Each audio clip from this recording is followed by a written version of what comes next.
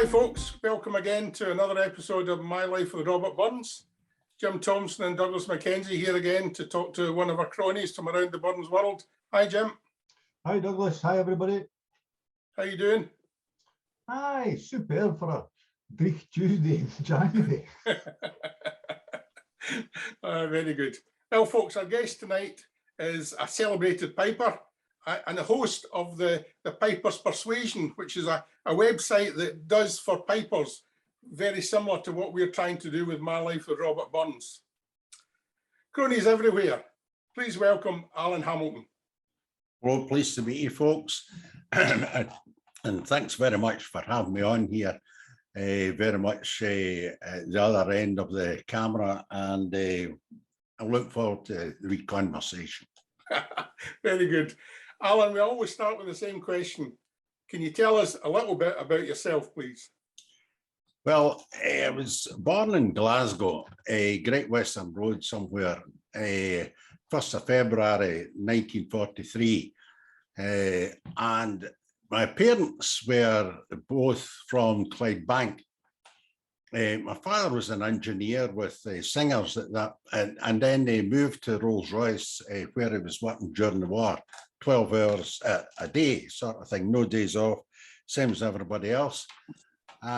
They had been blitzed out of both their houses, particularly my mother's family in Whitecrook. The house was just flattened with incendiaries. And my father stayed in Singer Street, which was a sort of tea close, and it seemed to survive. That was the only close that survived in the whole street. Anyway, they moved to Hill Street and then to West End Park Street. My mother and father got married in 1941, and they got a house that was built very, very hurriedly, a scheme called Penlee, southwest of Glasgow, next to Hillington, across the railway from Hillington Industrial Estate, where the Rolls-Royce was. They employed about 7,000 folk during the war, making aero engines, of course. And father was a very skilled engineer.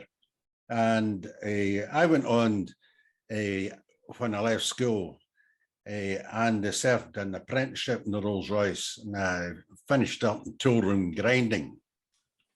So circumstances, me leaving school, it's funny, I was speaking to somebody else yesterday, said that parents had forced them to stay on at school because they were clever. My mother forced me to leave because she didn't think it was clever enough, despite the fact I was in the top class the third year doing French and German, but because I was 21st in the class out of 30, she thought I wasn't very clever. But what she didn't know was the 6 top folk for each class of the first year had been taken off to form this S3 or S2, whatever. Anyway, water under the bridge. She wanted me to serve an apprenticeship because she thought that would be good guarantee. In my case, it guaranteed nothing because I hated it and I never went back to it. I was earning £25 a week with the Rolls-Royce in 1965, and I was mad keen on piping and left the Rolls-Royce to join the Glasgow Police, and they played with the band. But my first wage, I never asked the police when I was joining what the wages were because I was single and stupid, and it was £11 a week. So that was quite a drop. Anyway, I survived the piping background. I was taught at the College of Piping at the Kelvin Bridge in Glasgow. I went on to be taught by a famous piper, Norrie Gillis, whose son was Alistair Gillis, and Alistair won everything. And Alistair's son, Norman, is in the army. Alistair unfortunately died early mid-40s. So Norman was quite a good teacher. I joined the pipe band, Paisley British Legion, when I was 16, and I was in that band when I did my first couple of Burns suppers, which we can get to later on. And then I joined the Renfrew pipe band, no, Red Hackle pipe band. We got second worlds in 1962 at Belfast. And then I joined the Renfrew pipe band, which was also a big prize winning band. And then I joined the police and joined the band. So very mad keen on piping. The police band knocked that right out of my head within 6 years, because I get fed up playing at funerals at Easter House to Tuesday morning. The police pipe band at that time, Jim, they played every funeral. They were asked to play if an officer died in service as a member of City of Glasgow Police, then the band was obliged, if requested, to turn up outside their house in a scheme at Drumchapel or Easter House or wherever they stayed, and play there. We also did a lot of gigs. The whole month of June, for instance, I was never at my work. I was playing various gigs with the band every day of the week. And it's right, that went right through the whole summer. Did a lot of marvelous stuff. I was in Italy a couple of times with them at Salerno first time, and then we moved up north, Acqua Terme, which is near Milan and various other cities. It's a spa town. So that was my first taste on passenger aircraft from about 1967, 68. Crossing the Alps and all the rest of it. That was quite an experience. I'd already been in the Rolls-Royce ATC, so my first flight actually was earlier than that, when I was about 18. I went up in a Chipmunk, two-seater Chipmunk, and then I went a couple of RAF planes. We used to get a week off in the Rolls-Royce to go away, full wages, to be with the ATC. And I was pipe major of that pipe band, and we did a few gigs there. And as I say, the ATC was tremendous. Showed you a lot of things, and how to fire guns and take photographs and jump out of a plane with a parachute on. Never actually got around to that, but I had to wear a parachute. Can I get you to go back a bit? You started going back there when you went back to Rolls-Royce and told us about the ATC. But even further, what got you started piping in the first place? Hey, that was easy. I was in a Western bus going to my Aunt Grace, Uncle John's, and on Great Western Road, and they were going to Dundalk to visit my father's sister. And my mother and father looked at me, and I says, "What is it?" Says, "What instrument would you like to learn to play?" I says, "What do you mean?" "Well, do you fancy the piano or the bagpipes?" So I says, "Don't fancy the piano. It's got keys and it's got scales and it's too difficult." I say, I'll try the bagpipes. So I ended up going to College of Piping. And it's a slow grind, it always is. But somehow or another, I hung in there, and that was it. And what about at school at that time? Were there other subjects that you enjoyed, or was it always going to be about music? No, I don't know that I did very much with the music thing at school. It was just that was an external thing for me, just a hobby at night, going up to Kelvin Bridge, to Tager Street and Kelvin Bridge, to play pipes. I was more or less all round. I was quite good at maths, actually, and I was all right at other subjects. English was okay. I was quite good at French. German I found difficult at that particular time. The first year German was okay, but second year German, the grammar is very difficult. If you know anything about German, you'll know what I'm talking about. Fun enough, I took up in my 60s, for various reasons, I took up languages again, and I went to Alliance Française, and I learned French. And a couple of years later, I started with German in the same building, the house, the Goethe Institute. So I learned German, and I got over the grammar hump just by a lot of work, and I started to enjoy that. So I did a lot with these languages abroad, in various concerts in various places in France and in Germany with the pipe band. So you told us you went on to join the police. Yeah. You must have some stories about your days in the police. Aye, lots of stories, most of them unprintable, of course.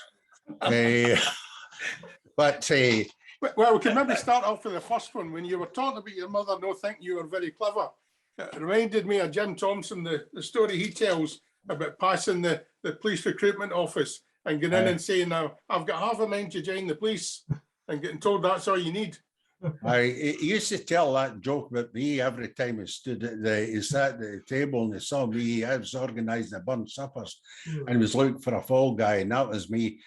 So I've heard that one. It's pretty good, actually, as long as you know at the fag end of the joke, you know. But so where did we get to there? Sorry, I'm a wee bit lost. You were going to tell us about your life in the police. Well, I joined the Marine Division at Partick. No, sorry, I was posted to the Marine Division at Partick after I was trained initially out St Andrew Street in Glasgow, and they went to Allan and all that sort of stuff. So Partick was a great place. Byers Road, and it was fantastic. The atmosphere there and everything else. Hindland, where they used to report the bicycles were stolen from the what was it? I didn't like to call it the common close. Oh, it was a lobby. And I said, no. I says, no, it's a common close. Right. So I survived 2 years there, and it was quite good. That was my probationary bit. When that was completed, I applied and was accepted to play with the band full time, and I was posted to Govan, which I was a month I moved to Drummoyne, just off Drummoyne Drive, Balfron Road, in Drummoyne from Penlee. So I knew Govan at the back of my hand and all the rest of it. And I'd actually been, when I was younger, a neighbour to Billy Cameron, who was the football captain of Harmony Row Football Club when Ferguson's there, Alec Ferguson's there, both at the same age. And it took me along to the Harmony Row Football Club. I was only about 14. We played this floor football thing and all the rest inside, and really very friendly. But Billy had a lot of hairy stories to tell me. Anytime they won the cup in Govan, to grab a cup and because he was the captain, and run over and climb dikes and all the rest to get away from the losing team, you know. It was quite a hairy place, Govan, at that time. But as I say, I was there in Govan, posted there, I played with the band. I was permanent early shift, 7 till 3, Monday to Friday. And the band practice just disappeared off the beat and went away to the band practice, Annisland or wherever we were having the band practice. I survived that for a few years. I get fed up with it, passed my promotion exams on sergeants and inspectors, or the elementary and advanced, they called it. At that time, you had educational subjects to pass as well. So there were 4 different exams. I passed them all by about 5 years service. And somebody suggests that I should be perhaps more gainfully employed. So I left the band, went into plain clothes unit, a unit called the Prowl Squad, and successful there. I got a couple of commendations from Chief Constable. And after 18 months of that, back on the beat very briefly, applied and joined the CID. So I was a DC in Pollock mainly for 4 years. I, with 11 years service, got promoted to sergeant, uniform sergeant at Paisley. I was there 8 months, thankfully no longer. And I got a detective sergeant as a appointed detective sergeant at no, it was A Division. And that was initially out of Turnbull Street, down near Glasgow Green. And they later moved their headquarters up to Stewart Street in Cacadens. And I was, after 6.5 years there, during which I developed skills of collating murders. And I'd done a lot of research into it, spoke to a few folk, and within months of becoming a DS, I started to collate all the murders. And the major instance, it was a card index system, and it was very, very successful, actually. They solved everything. As Jim will tell you, a bit of luck here. Most of them were domestic, but with a couple of difficult ones, the National Car Park murder, where that went on for six weeks. But because of the system that I was using, we were able to spot a hole in somebody's non-corroborated statement. And he was interviewed and eventually persuaded to tell us the truth. So that was that one solved. That was a very, I could write a book about that inquiry. Also, I was an expert in fraud simply because I studied fraud, criminal fraud, civil fraud, and bad management. And very few folk had bothered in the police to take the trouble to find that out. So it was a handy thing to have in the middle of Glasgow, because you're dealing with a certain type of businessmen all the time who are looking for insurance against their bad management or whatever, and trying to claim it was criminal fraud, where it was just embezzlement a lot of the time, or just bad management. Civil fraud come into it as well. So eventually, anyway, I got promoted to uniform inspector at Cumbernauld, the worst year of my life. Anybody that stays in Cumbernaud's off their head. I can say that quite unequivocally. No, why they built a big scheme of houses up in the middle of a mountain called Cumbernauld. It was the coldest place in God's earth. Absolutely nothing moving, not even a rabbit. The footpaths were different for the roads, so you'd no pedestrians. Just, well, dreadful. I survived a year there and became DI, Detective Inspector at Coatbridge, which was more to my taste.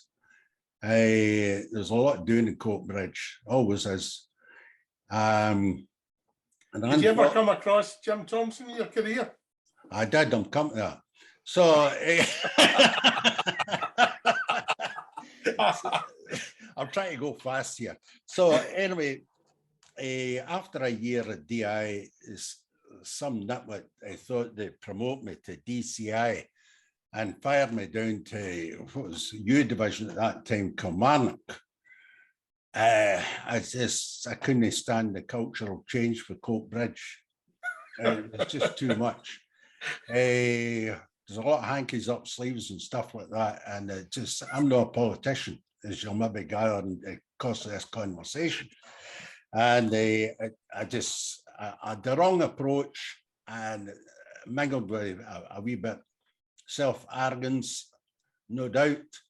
And I just fell rather foul of the system and certain folk. And I solved murders. I had a couple of 2 or 3 murders there, and they were quite difficult, and they were solved as well. I think over a piece, I tried to count, it's between 45 and 50 murders that I've been part of, from DC to DCI. Oh, that's quite a record. All solved, all guilty, no not guilties, no appeals, no troubles, nothing. And it's down to just looking at details and being meticulous about your work and make sure everybody else is meticulous. But as Jim will tell you, you're only as good as your worst detective out in the street there. And if he lets you down, then you're in bother. Anyway, after Kilmarnock, I was posted to Paisley. as chief inspector there, and I had a glorious time, totally relaxed. I was going nowhere for the next few years, and the weight was off my shoulder. I got all my holidays when I wanted them, and the rest days, and I was totally relaxed. And I come across a great-faced guy called Jim Thompson, who was a sergeant at that time. And just about a lot of conversation with Jim. Anyway, he eventually looked after the boy, and he came good. So, Excellent, excellent. So I was staff officer there eventually for 4 years, and that was great stuff, but very, very, a lot of pressure, not so much intellectual, it was just time and all the stuff that had to be done and all the rest of it. But yeah. I left with a smile on my face in 1995 and joined the Hughes Dowdall solicitors, where I was I did normal preconditions in the cases, but thankfully they disappeared with a change in the legal aid structure, and I did more civil stuff, which was really interesting. A story's a story. And then we were solicitors to the Scottish Police Federation. So I travelled all over Scotland and just defending police officers, getting them out of scrapes, discipline, criminal stuff, civil stuff, road accidents, all that sort of thing. So a marvellous time. And then I retired at 66. And then you did all this other stuff, and we talked about the piping, and I'm going to bring you back to that, because before we get you started talking about Burns, tell us a little bit about the Piper's persuasion. How did that come about? Well, I neglected to say that when I joined the CID, etc., I gave up piping, except for burn suppers. I did one burn supper a year. Pollock Golf Club in Glasgow. I did that for 27 years in a row. Can tell you more about that later. Yeah. But then I was staying in East Kilbride, somebody got me teaching the East Kilbride juvenile pipe band, and then I had them along my house, about 8 guys and lassies. Some of them, they're all very, very good pipers. And so I kept my hand in for a few years. And then I get back into piping about 1991 again, but it was a long, hard haul.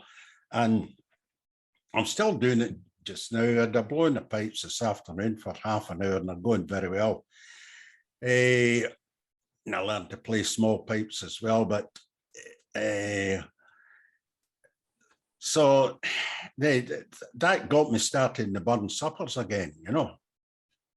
Well, if we're going to talk about burn suppers, I'll pass you over to Jim, and I'll come back to you on the Piper's persuasion, and you can tell us I'll finish talking about Piper's persuasion. Just 2 sentences. Okay. 10 years ago, there's a couple of folk died famous pipers, and I was sitting thinking, I says, this is dreadful. Nobody's ever recorded their words. Nobody's ever spoken to them. Their lives have just disappeared. And really famous guys, you know, and I thought, what a waste. So I spoke to somebody who was the principal who called your pipe that time, and he says, I've not got any money. I says, no, I'm just trying to bounce an idea off you. And he was Evening Times reporter and all this, Rab Wallace. So Rab actually said, why don't you do some field reporting? I suppose what's that? Field investigation, whatever. So anyway, long story short, I got a hold of a guy to build me a website. I got a hold of a cameraman, Paul, very, very good, Paul Russell, a professional photographer. And there's myself, and somebody else gave me a wee help as well. So first half dozen, Paul did the camera work and the editing for me. And Scott Curry had built the website, a great website. And then the both of them decided they wanted to move on. So I learned how to work this website. And I also learned how to edit. And I'm using Pinnacle 25 now, the latest edition for editing. And also I had to learn to use a camera. I had to learn about sound, to learn about background and lighting and everything else. So that is a steep learning curve, and you can see the misadventures I had up to about 6 or 12 interviews, you know, from where things are lacking in poor camera work and this, that, and the next thing. But things get progressively better. Folk hopped on from time to time, and there's a guy, Pete Haywood, gives me help. And him and I fight like cat and dog, like an old married couple, because Peter likes to do things his way, and I don't like when he does things his way. So, but we always seem to end up with a result. So I suppose that's the name of the game. But Piper's Persuasion, very, very popular abroad, North America, Australia, Africa, Germans, French. It's amazing, and you must experience this yourself when you're out and about. I go to pipe band stuff or solo piping, and without fail, somebody comes up when I'm talking to someone and they grab your cuff, your jacket or something, and you turn around and say, "Excuse me, I'm so-and-so from Holland or Germany or America," or something, and I love your site, Piper's Persuasion and all the rest of it, you know, and so must be doing something right, you know. We probably get the digital equivalent of that, because we're not out and about too much. We haven't been during the duration of this so far. Anyway, once you do, you'll get it. Anyway, let's move on. You mentioned earlier on that you started piping at Burn Suppers, so that was the perfect link that we missed. But the perfect link to take us into the second part of this and get Jim to talk to you about your interest in Robert Burns. Alan, I mean, you mentioned earlier on about your first Burn Suppers as a boy. You maybe expand on that a wee bit? Aye, a couple of adventures there, Jim. I was a piper in the Paisley British Legion, and looking back, I must have been 16. And somebody somewhere must have said to me, "This Burn Supper." So it was the South Govan Town Hall, quite an illustrious place in the east of Govan. And I went there dancing when I was a wee bit older, a year or two older. The Highland bands, the dancing there and all the rest of it. And it was marvellous hall. Anyway, it was one of the lesser halls upstairs, and the Women's Guild was running this Burn Supper. It was a Friday night. And I went along and standing with the kilt on, the usual, are you the piper? No, I'm just dressed as for fun, you know. Anyway, so away and I was up to the top table, and I'm sitting at the top table beside this chairperson woman. And she must have been 8 decades older than me, I thought, because I was just 16 at the time. Everybody was old at that time. So there was whiskey lying about the table, you know, the wee glasses like that. And somebody had forgot to order the haggis for the Burn Supper. So to go and get the key holder out, open the local butchers and get haggis out of the butchers, bring it back up to the hall and cook it. So you can imagine the time it was taking. Meanwhile, I'd drunk the whiskey that was placed in front of me. No particularly, I like whiskey. I think it's probably the first time I tasted it. Anyway, I knocked that back, and then I was talking to somebody else on my other side, my right-hand side, and the conversation and all the rest of it. And I turned around and there's a whiskey, so I just drank it. And the next thing, all hell broke loose because I drank the chairperson's drink, you know. So that was about all I remember of that one, Jim. The next one was a very illustrious affair, the Grand Hotel, Charing Cross, Glasgow, which is now a ghost because there's a big, the Kingston Bridge and what's north of Kingston Bridge went right through Charing Cross, demolished the Charing Cross Hotel, which is most unfortunate because I had my wedding reception in there in 1966. Great place, fantastic, big building, glorious, a great big hall. And two of us had to pipe at this. And had the Paisley British Legion full #1 gear on with all the belts, the plaid and all this. And somebody had acquired 2 feather bonnets for us. So the feather bonnet on as well, which is quite a tall affair. I don't know, 8-10 inches on top of your head. It was £1.50, by the way. And so we piped in the top table, that was no bother. And then we come back out and the maitre d', that's the head waiter guy, he says, right, follow me. Now, what I've got to tell you is, it must have been about 400 folk in this hall, right? And they all had long goonies and claw hammer jackets on because it was a very white tide affair, you see?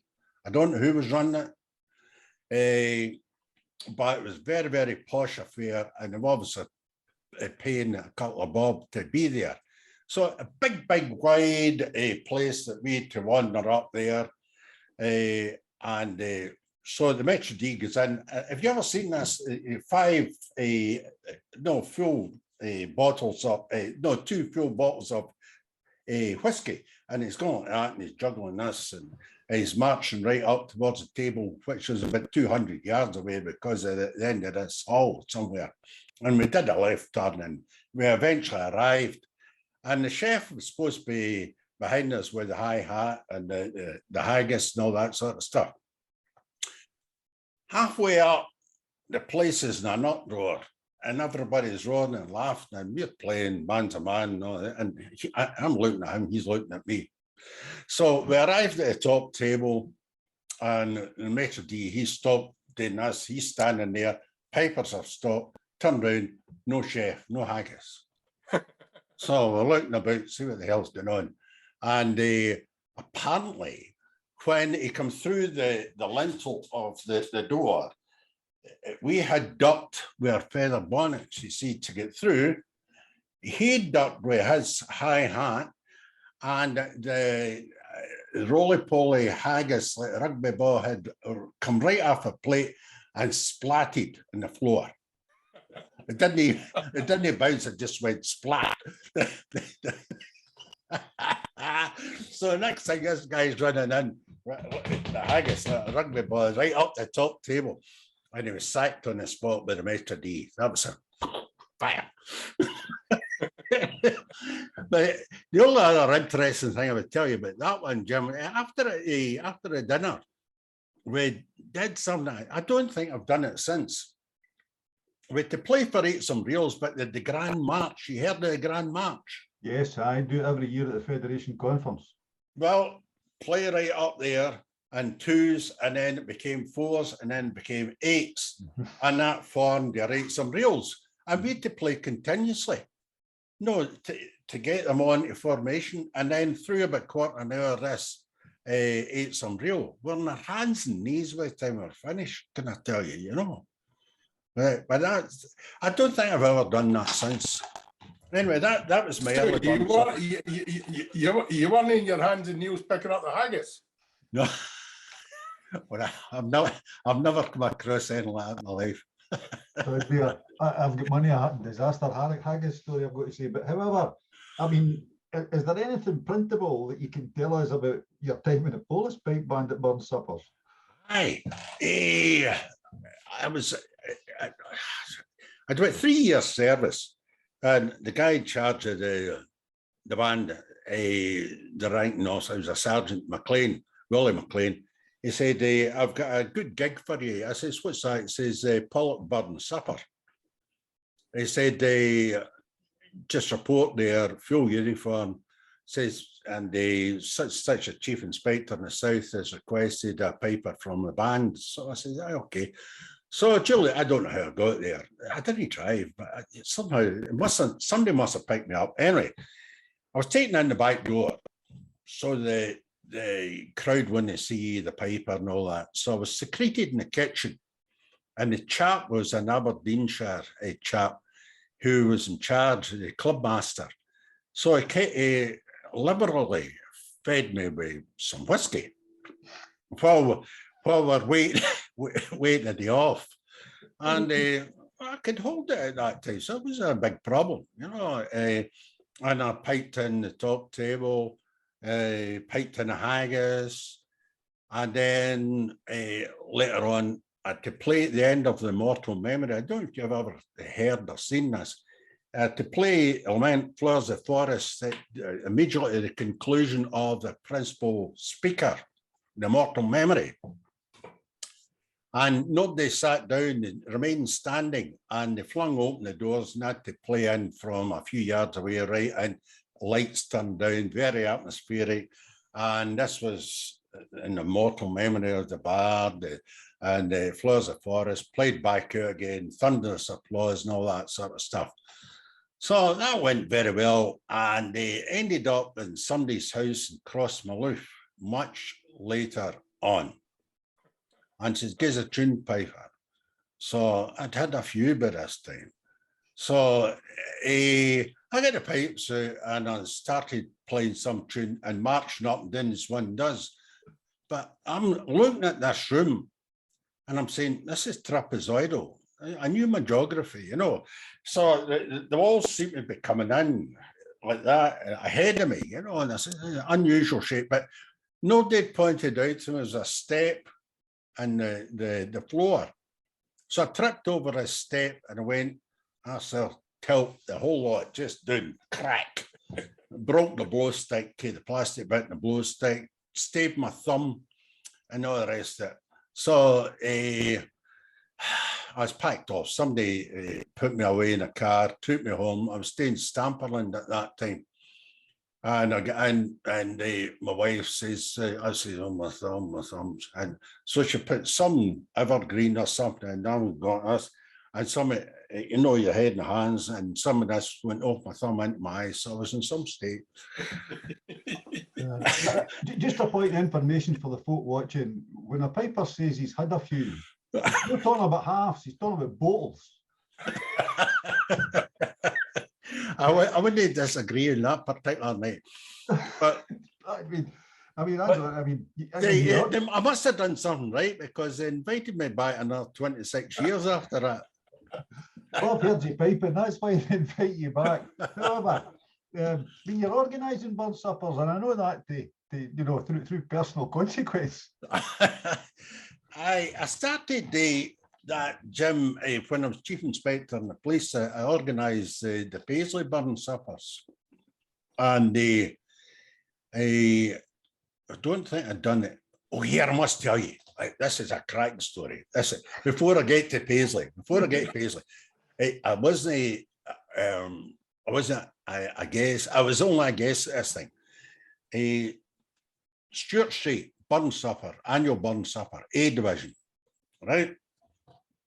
And a big affair, 100 and odd folk there in the gymnasium, and the chief superintendent there, and the various guests, good day speakers, all the rest of it. And it was run every year. So very well organised and run. The only trouble was the CID with a kind of fondness at that time at 4:30 going up the road. And there was a pub just the very top of Hope Street. And they went in there at 4:30, and we didn't come out till about the back of 6 when we headed back down to Stewart Street. So a fair cargo.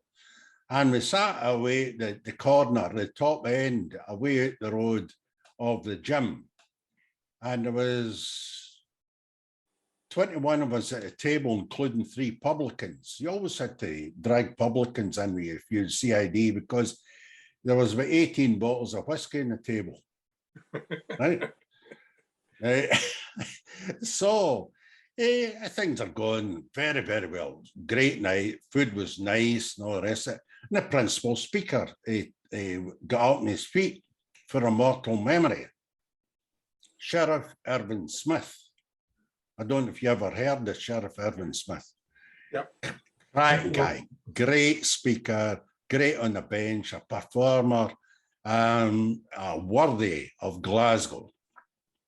So he's rambling into his intro and all the rest, and he's starting to get into the thing, and then he stopped.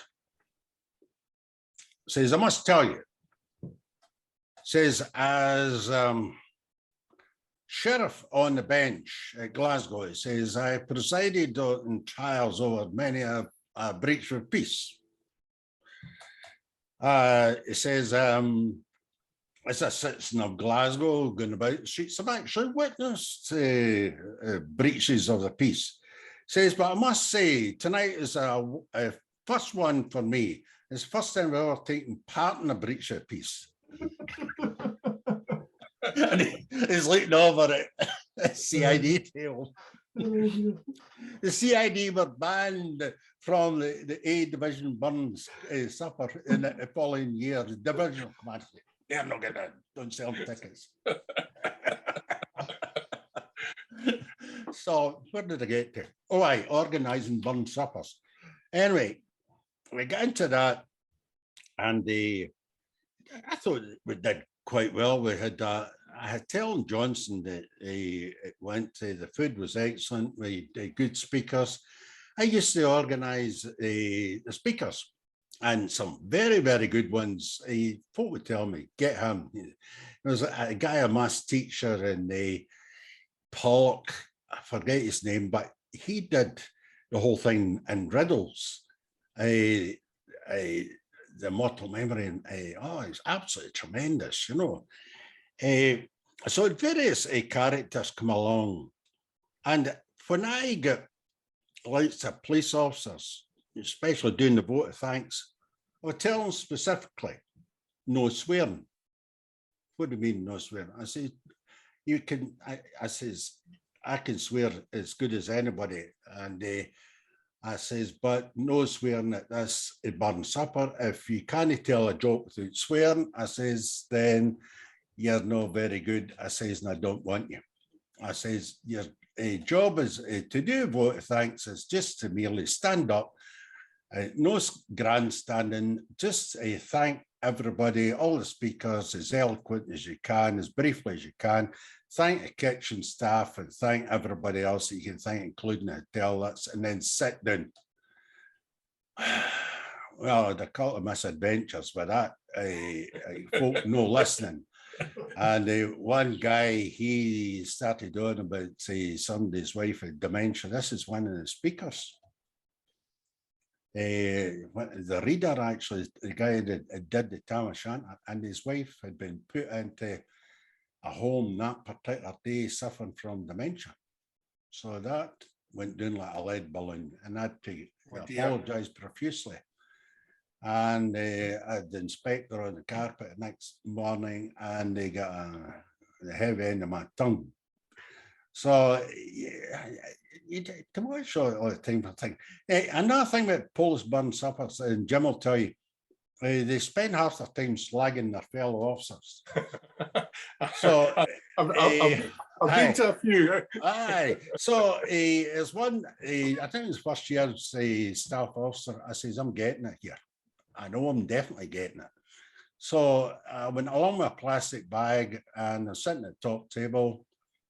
The plastic bag, I was piping at it as well. That's why I was at the top table. And the plastic bag at my feet.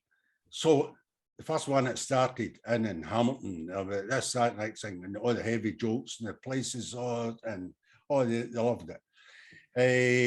So I had a wee laugh, and then I opened the plastic bag and took out a steel helmet marked ARP and put that on. So that was my guard against the jokes, you know. But but the police burn suppers can be good, but there's a lot of other officers, especially senior officers, tend to avoid them like plague because they don't like the piss getting taken out of them, you know. Well, I mean, one of the other things I know about you is you've already said you're bilingual in in 3 languages if you count the English that we speak. But you've also done burn suppers using your skills in language. There's a guy called Thibault Mali who's currently promoted to major in the La Garde Républicaine in Paris, and he plays pipes. So again, I could write about how I met this guy and all this, but it doesn't matter. Eventually, he invited me to Paris to a burn supper held in the La Caserne, or the barracks. And a posh place, by the way. Big gymnasium. And I took the pipes and the kilt and everything across, took small pipes as well. Marion played the piano or the keyboard that was at that time, along with my small pipes. So I had quite a lot of playing to do. But in amongst it all, I had to pipe in the haggis, and then I had to dress the haggis. And I dressed it in the normal fashion. And it was a lassie from Aberdeenshire, a fluent French speaker, and she taught stuff. And she stood behind me and gave me a couple of prompts just when you get stuck. And then I read out the translation in French, and addressed the company in French before I started the address, and I explained what I was going to do, and then I explained afterwards a further explanation for what transpired, and the custom did that in French, and then I piped the haggis out. And I did that. That was a few years ago. I think the last time I did that was 2015. In fact, I can show you. They brought out plastic tumblers for beer. Oh, lovely. And that's water that's in the night. You can see the date that's on it. Excellent. It's 2015. So it's like everything else, unless you're currently practicing the language and everything else, and you know that yourself. But the German thing, I had played at a funeral over Oberraudorf in Bavaria, courtesy of John Young, who told them about me. And so I got to know the German folk. They dis estate Landfien near Golson, and they used to invite me along quite a lot for dinners. Midweek, they'd have various important folk along, and I'd play for half an hour before a dinner and all that sort of stuff. And then one year they had a sort of a wee burn thing. They were trying to do haggis and all the rest of it. And so along did the address, and then I read out the address again in German. And then I don't know, there's a wee bit in me, but the folk that were at the table, they're quite full of yourself a wee bit. So I explained exactly what was in a haggis, you know, the offal and all that sort of stuff. So not interesting though. The only other place I piped over in Malmo once. And that was a tremendous experience. It flew me into Copenhagen across the bridge thing. And I played a couple of dinners there, but not haggis, these things, you know. You're the only man I know who's piped a haggis onto an aeroplane. That was in 1967 again. And that was the inauguration of a new airline, British United Airways. And so I was on the apron right up against the stairs, and folk had to board, and I piped them on board, full uniform. black and white photograph, marvelous people. Somebody there from the Paisley Express took a photograph, gave me a copy, and they had a burn supper on board the aircraft going to London. Miserable people did not ask me to go on board the plane to London, and I love that. But that, you know, it's amazing. As you know, the burn suppers are anywhere at a drop of a hat, aren't they? I know you've a gem, I think, Yeah, in your possession. yeah. I've got it's the first edition, and it's a wee kind of, it's in a hell of a state, Jim. It really is, honestly. I'm quite ashamed, but it belonged to my grandfather and my mother's side, and it says preface to the first or commandant edition, July 1786, and that's it there, right? Okay. Yep. And so I've got this. My mother gave me it, and I kept it in a bookcase. But unfortunately, my daughter, when she was an infant, got a hold of it and was drawn in it with pencil. So there's some pages got wee pencil marks and stuff like that. And the binding is badly needing attention. As anybody watching this knows how to restore a first edition, please get in touch, because I would like to get it back to something resembling its former glory. But it showed you even normal families at that time. My grandfather, he worked in the shipyard, John Brown's, Clydebank, and he was a welder. And that was just before the war in 1937. They tried to introduce him to royalty, and being of the political persuasion he was, he refused, so they sacked him. So that was one of these things. But so that's just more or less been handed right down. We've used it. Mike Curry took it away for a month once when he was preparing for a Paisley burn supper. So various folk have looked at it. I've looked at it and various poems. There's a poem. When you're talking about poems, maybe this would be a great opportunity just before we finish this episode for you to give us a reading of one of these poems. Yeah, I could try my best. This is one I was introduced by Bill Caldwell, where I on Parnassus Hill. So where I on Parnassus Hill, or had of Halion my fill, that I might catch poetic skill to sing how dear I love ye.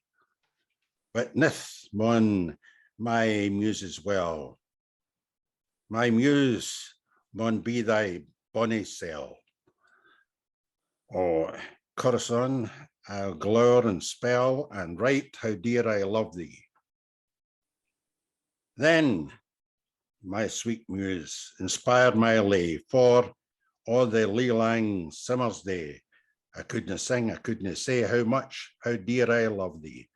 I see thee dancing over the green, thy waist say jump, thy limbs say clean, thy tempting lips, thy roguish een. By heaven and earth, I love thee. By night, by day, I feel at hame, and thoughts of thee my breast inflame. And I muse and sing my name, I only live to love thee. Though I were doomed to wander on, beyond the sea, beyond the sun, till my last weary sand was run. Till then, and then, I'd love thee. Yeah. Beautiful. It's a perfect poem for New Cumnock, Jim, isn't it? It is, and it's also that the first sort of verse of that is a perfect example of Burns just showing off something terrible, and it's a lovely, lovely sentiment though. Yeah. So the boys back at Newcomer at Burns Club who are endorsing all of these productions will be delighted that you chose that poem because it's one of their favourites. So, Allan, thank you very much for doing that, and thank you for telling us about your life with Robert Burns. Thank you very much. It's a pleasure. Thanks very much for giving me the opportunity. I've been with you and been great company in the conversation, and all power to your elbow, and I hope you're very, very successful with all your interviews, etc. Thanks very much. Thanks very much, Allan.